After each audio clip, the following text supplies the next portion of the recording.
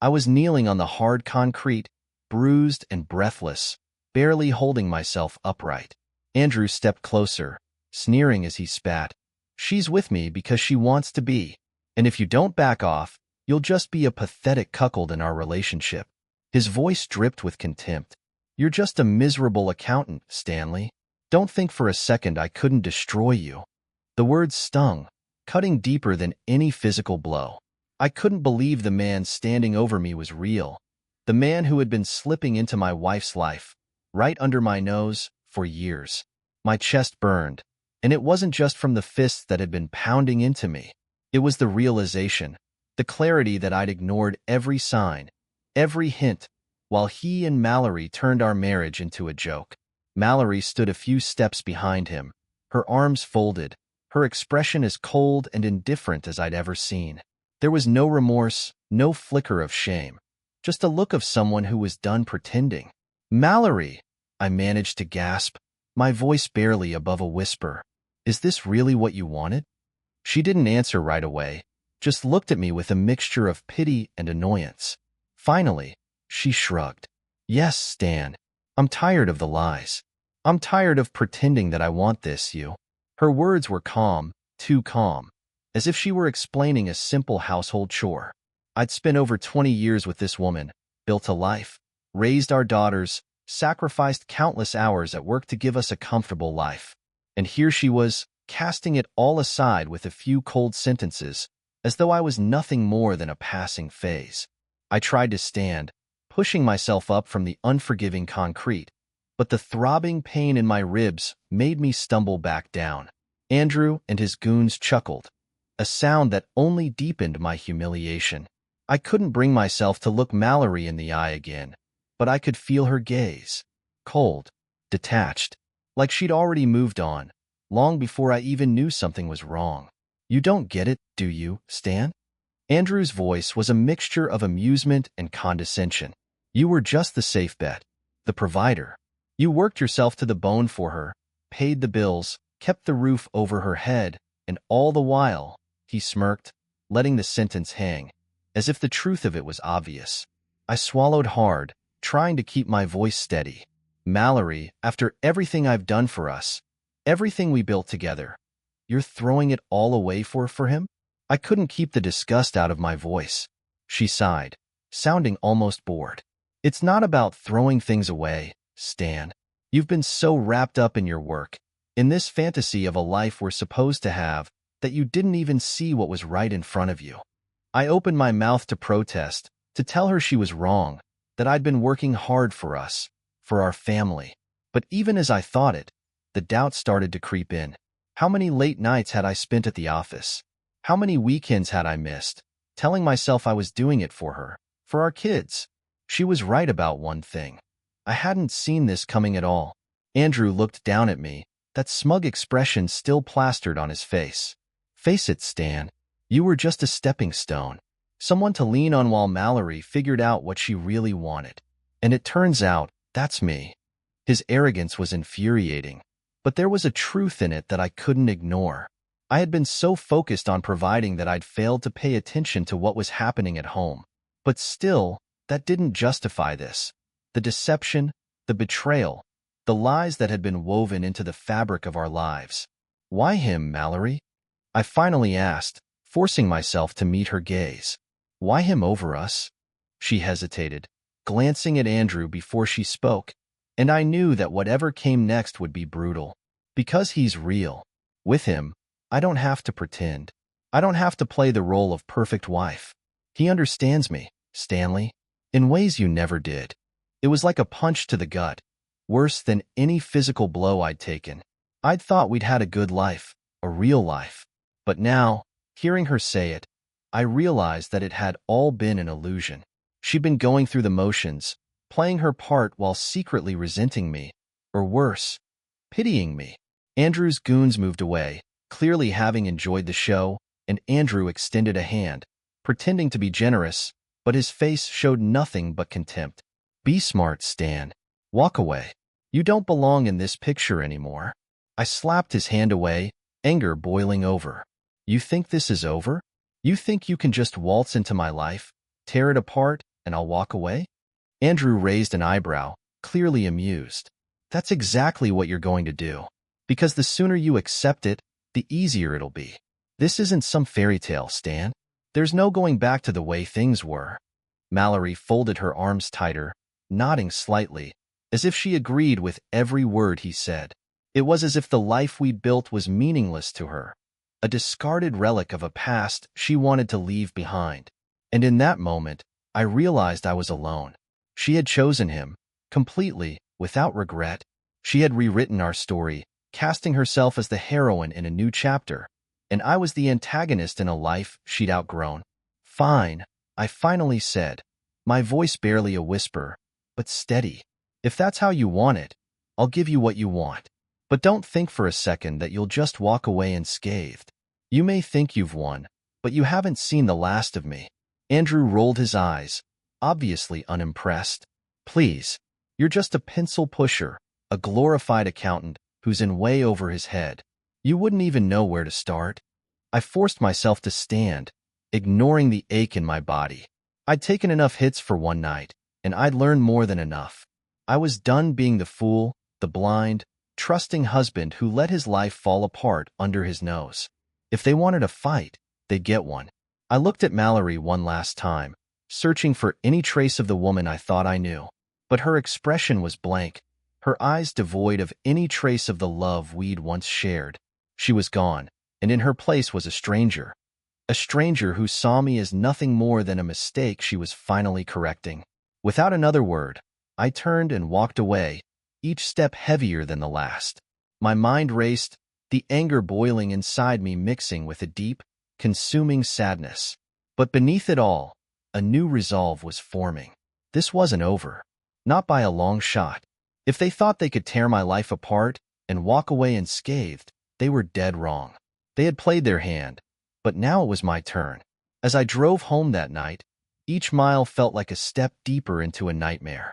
The streets blurred around me, my mind spiraling between anger, betrayal, and a gnawing emptiness I couldn't shake. I could still feel the sting of Andrew's words, like poison seeping through my veins. You're just a miserable accountant. That bastard. He had no idea who he was dealing with. The house was quiet when I finally stepped inside, like the calm before a storm. Every corner, every framed picture, every piece of furniture now felt like a mockery of the life Mallory and I had built. It was as if the walls themselves knew, had watched this betrayal unfold while I'd been blind to it all. I stumbled into the living room, collapsed onto the couch, and buried my face in my hands. But the weight of defeat wasn't something I could afford. Not now. If Mallory and Andrew thought I'd just roll over and let them dismantle my life, they were about to find out they'd sorely miscalculated. The more I thought about it, the more the anger turned into something sharper, something with a purpose. I was done being their fool. The next morning, I forced myself out of bed with a clarity I hadn't felt in years. Mallory had taken the kids to her sister's for the weekend, which gave me the time I needed to get things in motion. First, I called an attorney, Harris Law. I didn't want just any lawyer. I wanted someone ruthless, someone who wouldn't shy away from digging into the dirt, even if it got ugly. The receptionist put me through, and within minutes, I was on the phone with Diane Harris herself. Her reputation for being unflinchingly thorough made her the best person to help me tear down the facade Mallory had built. Diane listened without interrupting, her silence cold and calculating.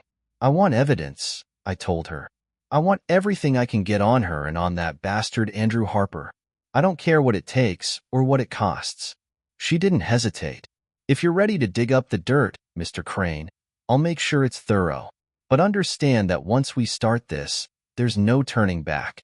Believe me, I replied, my voice steady. I'm past the point of turning back. Diane gave me a list of things to gather. Bank statements, Mallory's phone records, anything that could start painting the picture of their betrayal.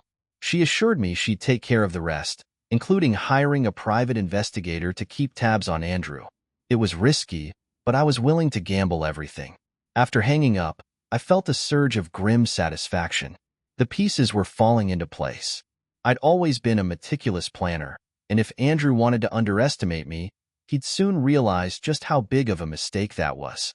I spent the rest of the day poring over our financials, combing through every transaction for signs of the life she'd been hiding from me.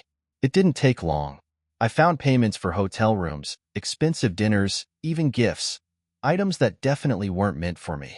My stomach twisted with every discovery, but I forced myself to keep going, to keep uncovering the truth no matter how much it hurt. I needed to see the full scope of the lie Mallory had woven around me. By late afternoon, I was exhausted but more determined than ever. I'd given everything for this family, for a life that I thought was real, and she'd repaid me by turning me into a laughingstock. I wasn't just going to let her walk away from this. She had no idea what she'd unleashed. Around 5 p.m., my phone buzzed. It was a message from Diane. Private investigators been briefed. We're in position to start gathering evidence on Harper. You should hear back within the next week. I grinned, a flicker of satisfaction breaking through the bitterness. Now it was only a matter of time. That night, I lay in bed, replaying every sign I'd missed over the years, every excuse I'd believed. It was humiliating, realizing how easily I'd been fooled, but I couldn't afford self-pity. Not now. They thought they could break me, thought I'd be too weak to fight back, but they didn't know what I was capable of. Not yet. The next few days passed slowly, filled with silence and the looming dread of facing Mallory again. When she finally returned with the kids, I watched her from across the kitchen, studying her every move. She looked the same, acted the same, but now I knew it was all a performance. She asked how my week had been, sounding as casual as ever, as if nothing had changed. I played along, hiding the fury simmering just beneath the surface. Fine, I replied, forcing a smile. Just work. She nodded, barely listening, already moving on to her phone, her fingers flying over the screen. I watched her closely, wondering if she was messaging him, if she'd slipped back into that hidden world with Andrew while I was standing right there, watching her. Each day that passed felt like a countdown, a ticking time bomb waiting to go off. I'd already lined up the pieces. Now, all I needed was to wait for the right moment to expose everything, to tear down her perfect little world the same way she'd dismantled mine. If she thought she could walk away from this without consequences, she had no idea who she was dealing with. As I watched her from across the room, a final plan began to form in my mind, something that would ensure she'd feel every ounce of the pain she'd caused. She tried to turn me into a fool, a pawn in her twisted game.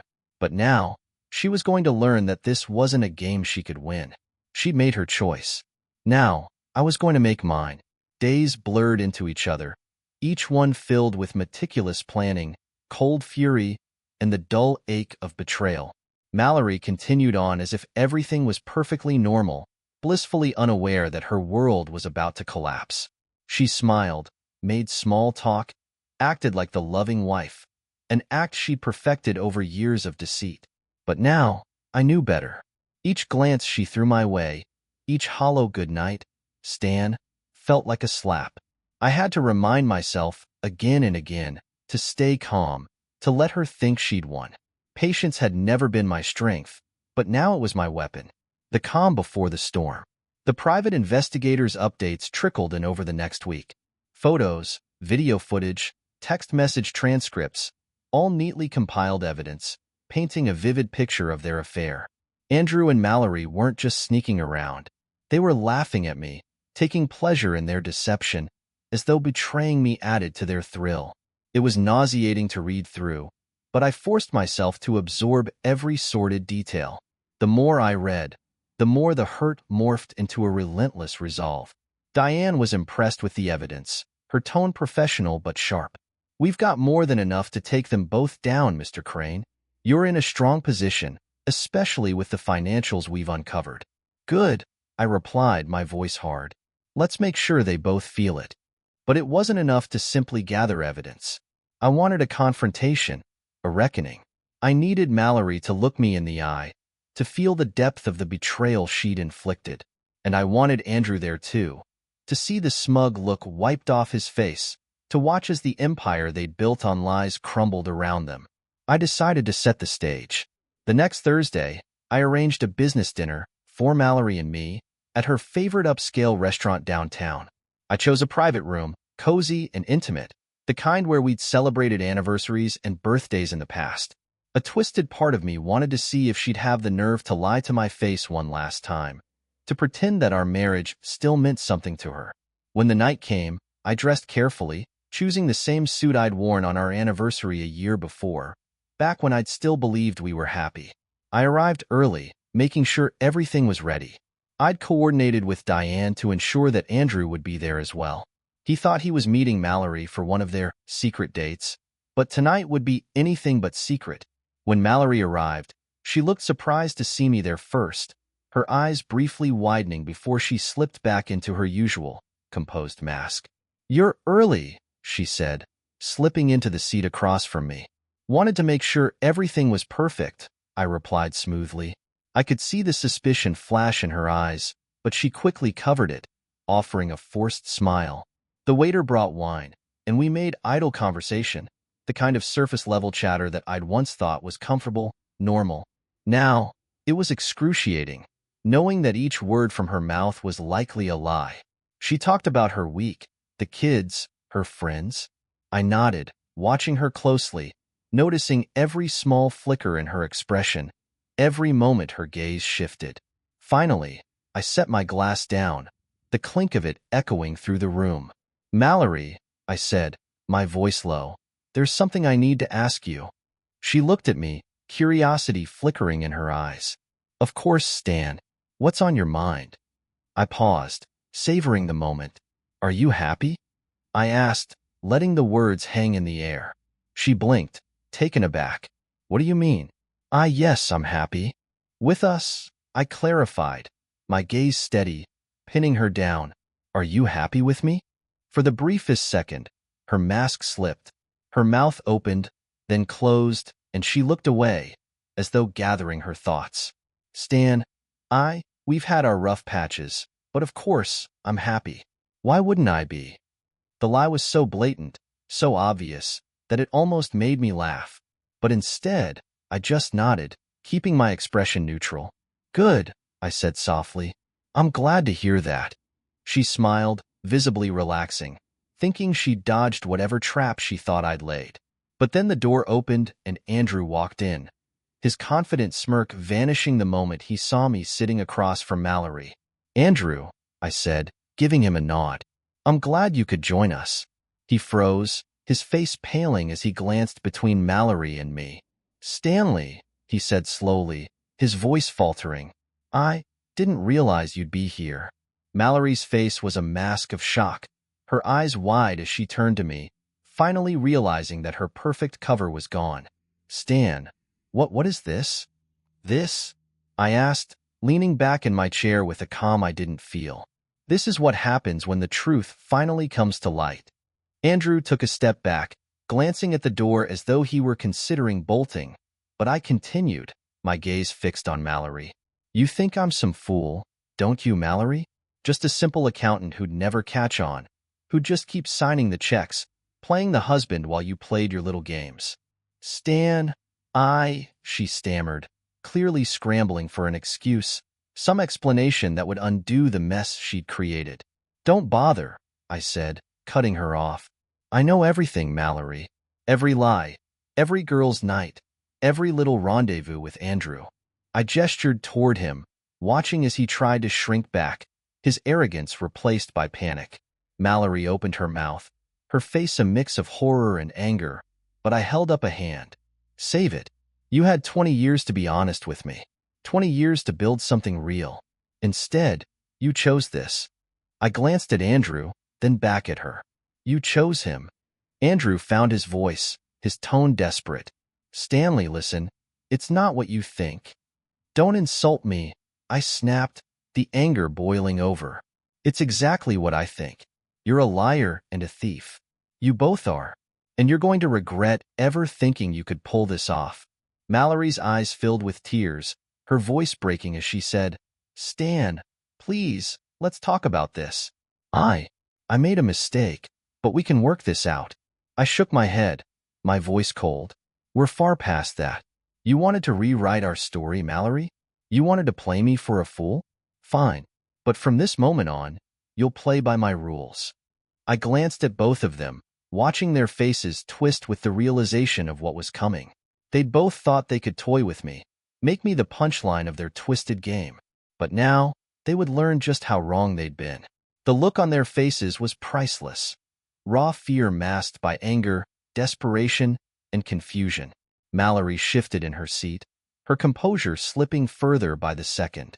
Andrew, usually so smug, looked like a deer caught in headlights. This wasn't going the way they'd expected, and it was satisfying to watch them squirm. "Stan, you're blowing this out of proportion," Mallory finally muttered, trying to regain control of the situation. "Yes, mistakes were made. I was unhappy, and Andrew was there for me.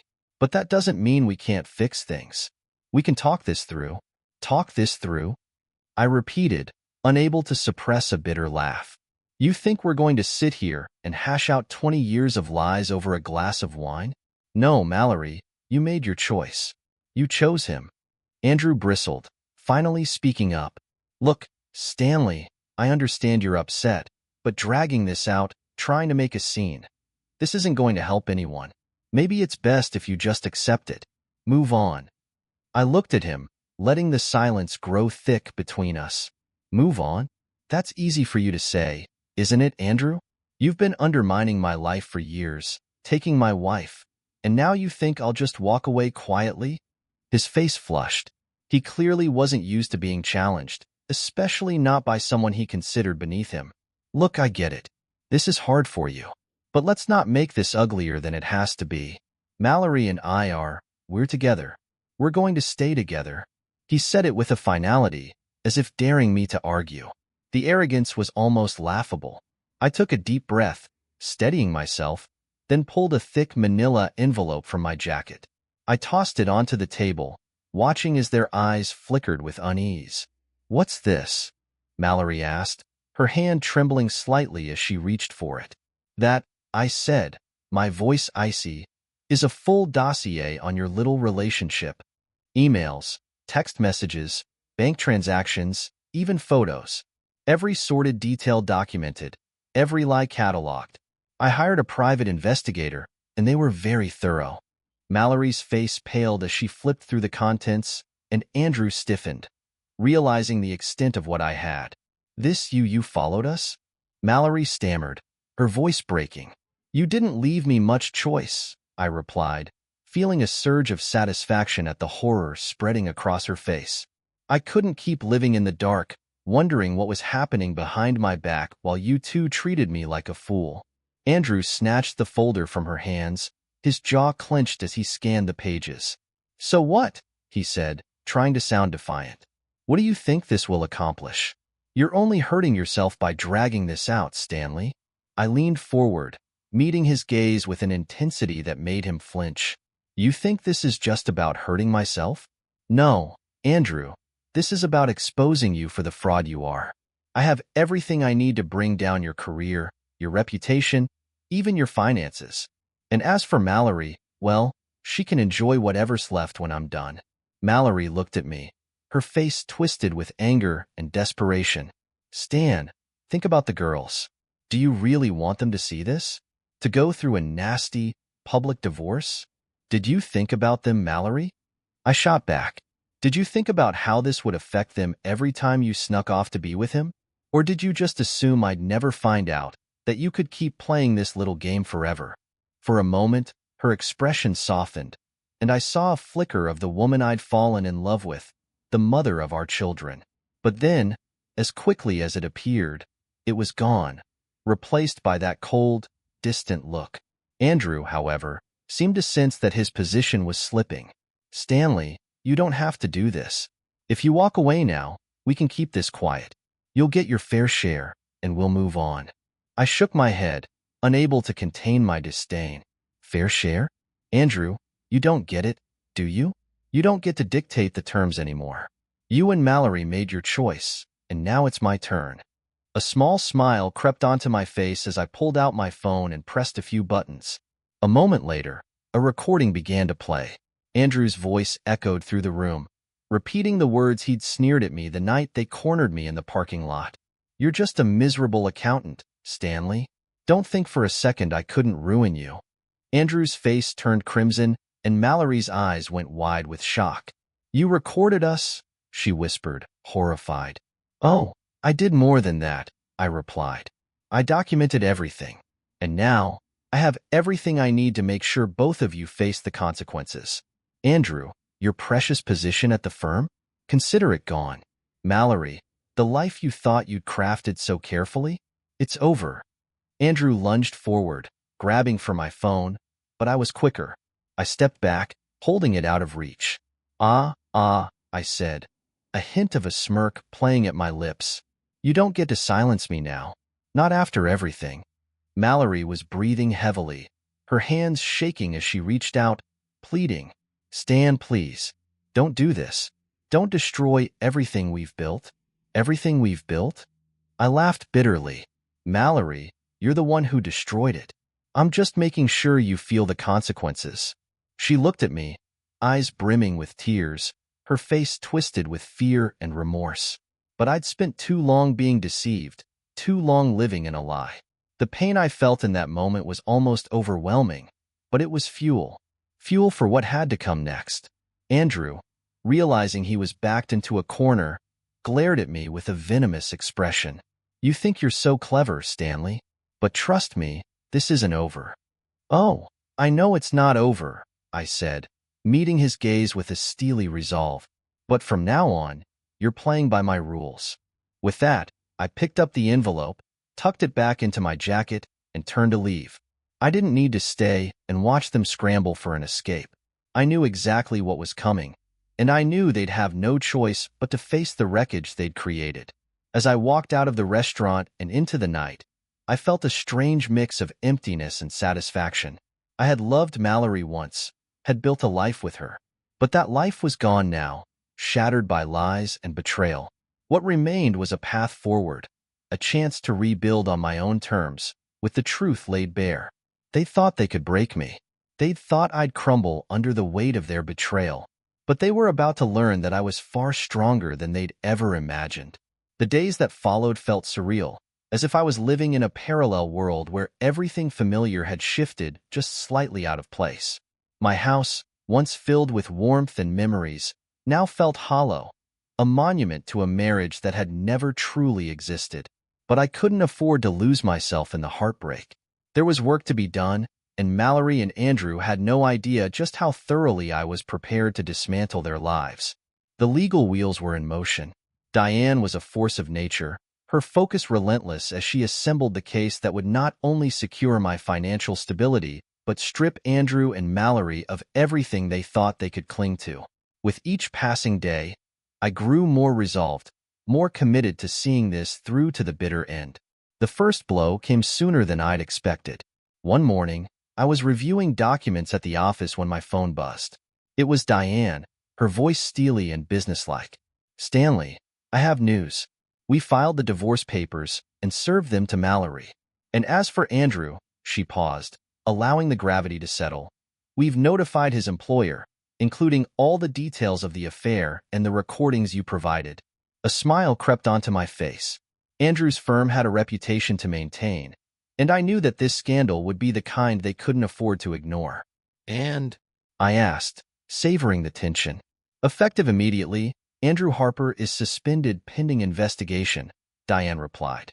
"They're also opening an internal inquiry, and given the evidence we submitted, it's unlikely he'll hold his position much longer. He's looking at possible termination, maybe even legal action if we decide to pursue it." The satisfaction that surged through me was fierce. Andrew had thought himself untouchable, above consequences, but reality had come crashing down. This was only the beginning. Later that evening, I received a flurry of desperate calls from Mallory. I let the first few ring, watching her name flash across my screen with an odd detachment. But as the calls continued, my curiosity got the better of me. I picked up, letting silence hang between us until she spoke. "Stan," her voice was shaky, frantic. "They served me with divorce papers. This can't be happening. We need to talk." "There's nothing to talk about, Mallory," I replied, my tone icy. "You made your choice. Now you get to live with it." "But the girls, Stan. think of what this will do to them. They need stability. They need their family. I nearly laughed, but the bitterness in my voice was unmistakable. You should have thought of them before you threw our family away. You were so busy chasing after your freedom that you didn't care who you hurt. Well, now it's your turn to deal with the fallout. Her breathing quickened, a mixture of anger and desperation clear in her voice. You think this is all so easy? You think I just wanted to hurt you? I was miserable, Stan. And you never even noticed. Funny, I replied. I was too busy building a life for us, trusting that you were doing the same. Clearly, I was mistaken. But let's get one thing straight. I won't let you rewrite history to justify your betrayal. You wanted him? Fine. You chose him, and now you'll get to live with the consequences of that choice. Silence. For the first time, she had no defense, no excuse, nothing to shield herself from the brutal reality of what she'd done. Stan, please, she whispered. I made a mistake. Can we just talk about this, face to face? The cold resolve in my voice surprised even me. There's nothing left to discuss. You'll hear from my attorney. With that, I ended the call, cutting off whatever attempt she'd been about to make to salvage her position. There was no going back, no chance at reconciliation. She had burned every bridge, and now she was left standing alone in the ashes. The days turned into weeks, and the news of Andrew's downfall spread quickly. His suspension became a dismissal, and word got around that his reputation was in ruins. Friends and colleagues distanced themselves, unwilling to be associated with a scandal that had now become the subject of gossip. The private investigator had uncovered more than enough to permanently tarnish him, and Diane ensured that those details reached the right ears.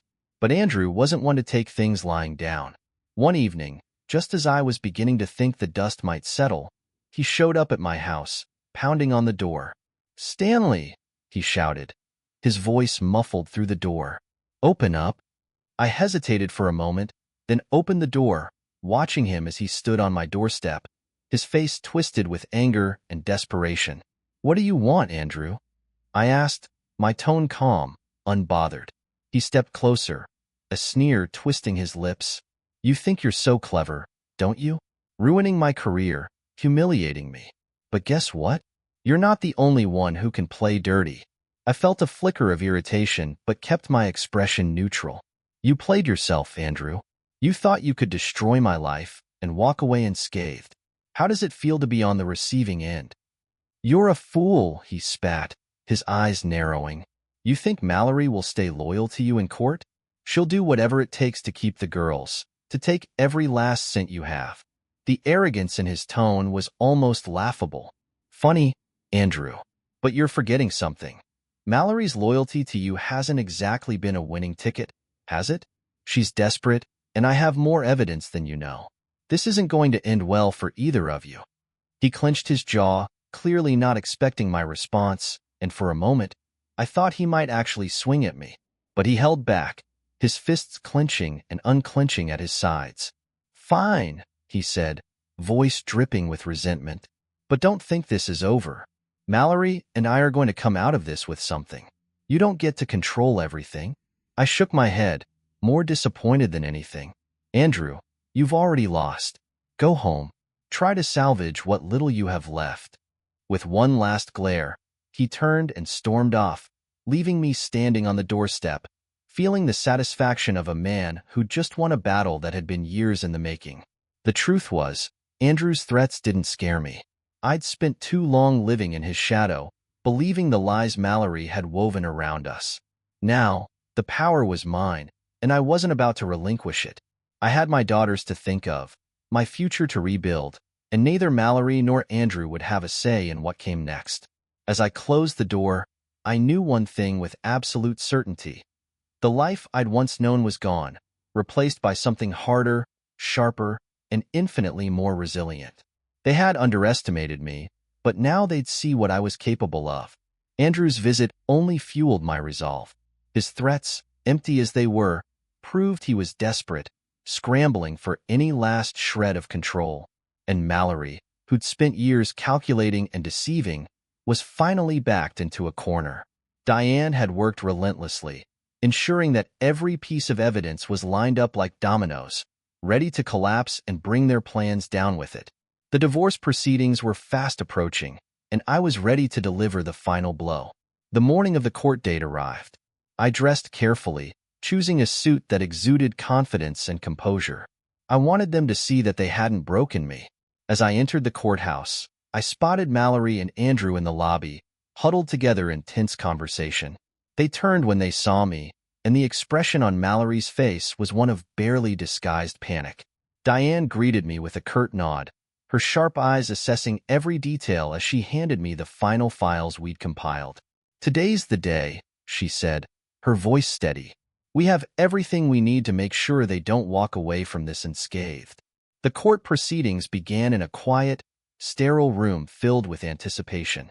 Mallory's lawyer, a tall, smug man who'd clearly taken on clients like her before, spoke first, attempting to frame the divorce as a tragic but amicable separation, with Mallory deserving her fair share. He painted her as a supportive wife who'd endured years of emotional neglect. It was almost laughable, watching him spin her betrayal as a consequence of my supposed faults. But I waited, keeping my expression neutral, knowing our turn was coming. Diane didn't waste any time when it was our turn. She rose, her voice measured, her questions precise. With a calm authority, she presented the evidence: photographs, bank records, emails, recordings, all laid out in a detailed timeline that documented the affair with brutal clarity. Every lie, every betrayal, every dollar Mallory had siphoned into her and Andrew's private life was on display for the court to see. Mallory's face turned pale as each piece of evidence stacked against her. She cast desperate glances at her lawyer, who was now visibly uncomfortable, flipping through his notes as though he might find something to discredit our case. But Diane had left no room for maneuvering. She'd anticipated every argument, every flimsy defense, and dismantled them before they could even be voiced. When it was my turn to speak, I rose, my eyes fixed on Mallory. I'd spent days thinking about what I would say, rehearsing the words, but now that I was here, they came out with a force I hadn't anticipated. For years, I began, my voice steady but filled with a quiet intensity. I believed we had a real marriage. I worked long hours, made sacrifices, and devoted myself to building a life for our family. All the while, Mallory was living a double life, hiding her affair with her boss, siphoning our finances, and treating our marriage like a charade. I paused, watching her reaction. She looked away, unable to meet my gaze, her shoulders slumping under the weight of the truth. "I'm not here for revenge," I continued, "but I am here for justice, for my daughters, for the family she betrayed, and for the years she spent pretending that I was the one failing her. I trusted her, I loved her, and she destroyed that trust with no remorse." The courtroom was silent, the gravity of the words hanging in the air.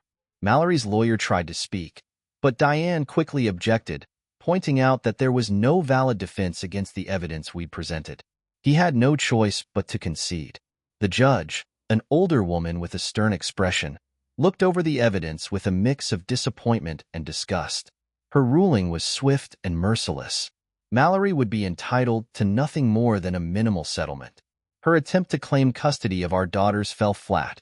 The judge ruled in my favor, citing her deceitful behavior and the instability it had created. As for Andrew, the fallout from our legal case meant he'd lost his job, his reputation shattered beyond repair. The affair had been exposed to his firm, and the internal inquiry concluded with his permanent termination.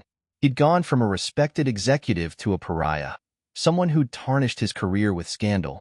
I'd heard whispers that his marriage was also on the rocks, a final piece of justice that felt almost poetic. After the ruling, as I stepped out of the courthouse, Mallory caught up to me.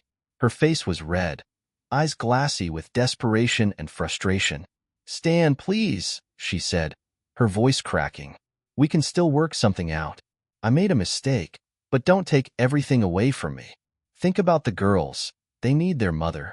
I turned to her, feeling a pang of the old hurt, the love that had once kept me anchored to her. But that part of me was gone.